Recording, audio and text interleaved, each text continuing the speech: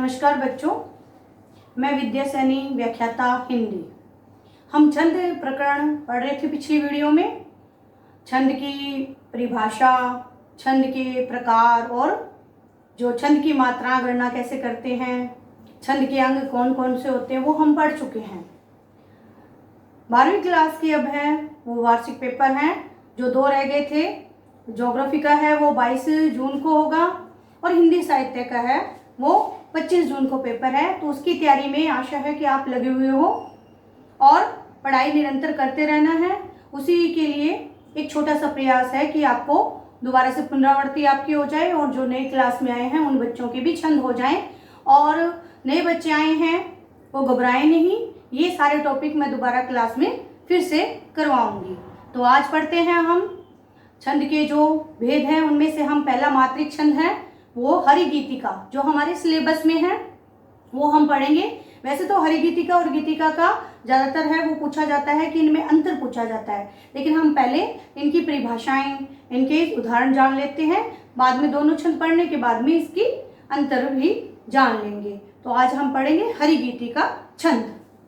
हरिगीतिका छंद है वह एक सममात्रिक छंद है, या कहेंगे मात्रिक सम छंद है। कैसे ही बोलो आप, मात्रिक छंद, क्योंकि इसमें क्या होती है, मात्राओं की गणना होती है, इसलिए ये मात्रिक छंद है।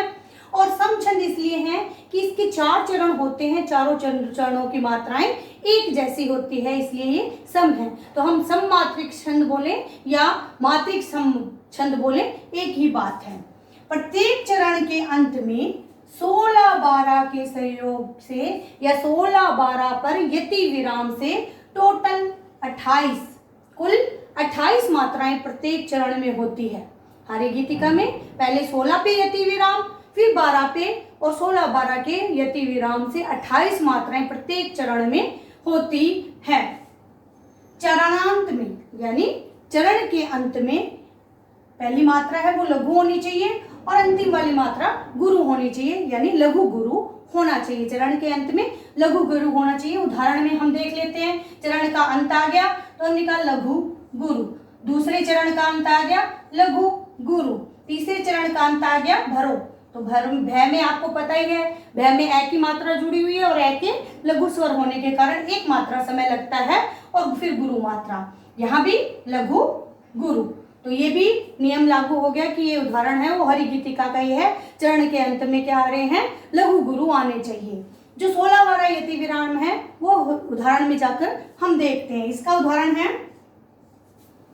संसार की समरस्थली में वीरता धारण करो, चलते हुए निज इष्ट पथ पे संकटों से मत डरो, जीते हुए भी मृतक सम रहे, कर्म केवल दिन भरो, वीर बनकर आप अपनी विघ्न बाधाएं हरो। ये इसका उदाहरण है। इसकी मात्राएं हम देख लेते हैं। अब मात्राएं संसार में हमें कैसे लगानी है, हमने कहा जहां अनुस्वार आता है वहां गुरु मात्रा, फिर आ की मात्रा है इसीलिए गुरु मात्रा, और ये लघु मात्रा, बड़ी की मात्रा है, दीर्घ स्वर है इसलिए गुरु मात्रा, फिर लघु मात्रा, लघु मात्रा, लघु मात्रा, स और थ। अब ये यहाँ थोड़ा देखना पड़ेगा, मैंने रे पे लघु मात्रा लगा दी है, लेकिन हमें देखना पड़ेगा जो स और थ, पहले आधा वर्ण और उसके बाद में पूरा वर्ण आता है, तो उससे पहली वाली मात्रा, नियम है ये, छंद में नियम बताया था कि युक्तिकरण का नियम होता है कि पहले एक आधा वर्ण और बाद में एक पूरा वर्ण आता है, तो उससे पहली वाली मात्रा लघु होती है तो वो गुरु हो जाती है।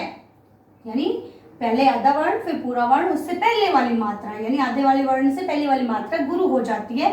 और ये लघु और ये गुरु में गुरु की मात्रा, यहाँ पर यति विराम हो गया है और यति विराम तक पहले यति विराम से हमारे 16 मात्राएं होनी चाहिए, वो हम देख लेंगे।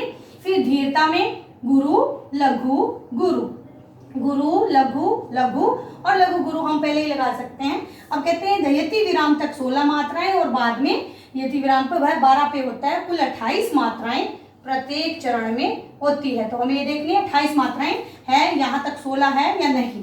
तो 2, 4, 5, 6, 7, 8, 9, 10, 11, 12, 13, 14, 15, 16 मात्राएं, यहाँ तक 16 मात्राएं होनी चाहिए। फिर 12 मात्राएं, 2, 3, 4, 5, 6, 7, 8, 9, 10, 11 और 12, ये 12, तो 16 12 के सहयोग से टोटल 28 मात्राएं प्रत्येक चरण में होती है, वहां हरिगीति का छंद होता है।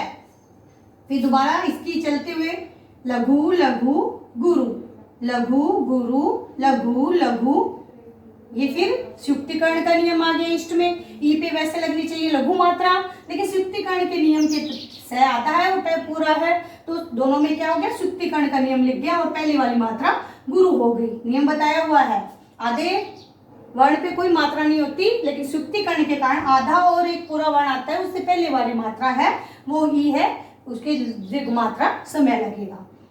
लघु लघु लघु और लघु, फिर संकुटों पे गुरु लघु गुरु गुरु लघु और लघु लघु गुरु लगे हुए हैं। यहाँ भी हम कहते हैं यहाँ तक 16 मात्राएं होनी चाहिए हमारी, तो वो 16 मात्राएं हम देख लेते हैं।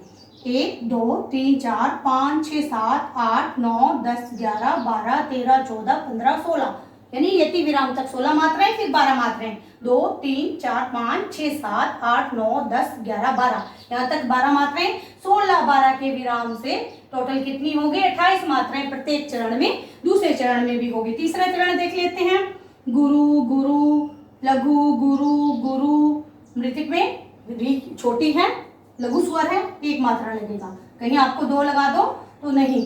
फिर लघु लघु लघु लघु लघु गुरु लघु लघु लघु लघु और लघु गुरु हो गए। यहाँ तक हमारे रह तक 16 मात्राएं होनी चाहिए, 2 4 5 6 7 8 9 10 11 12 13 14 15 16 मात्राएं।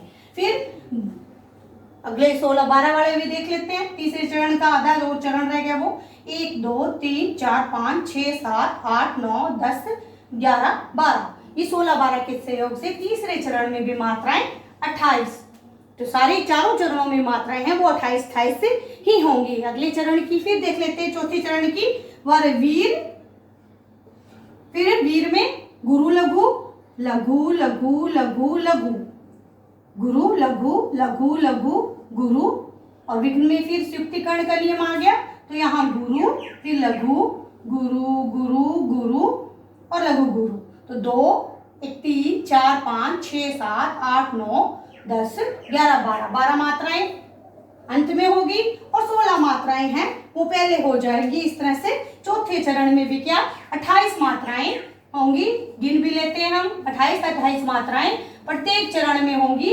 4 चरण होते हैं, चारों में 16 12 पे यति विराम से 28 मात्राएं प्रत्येक चरण में होती है, हरिगीति का छंद होता है।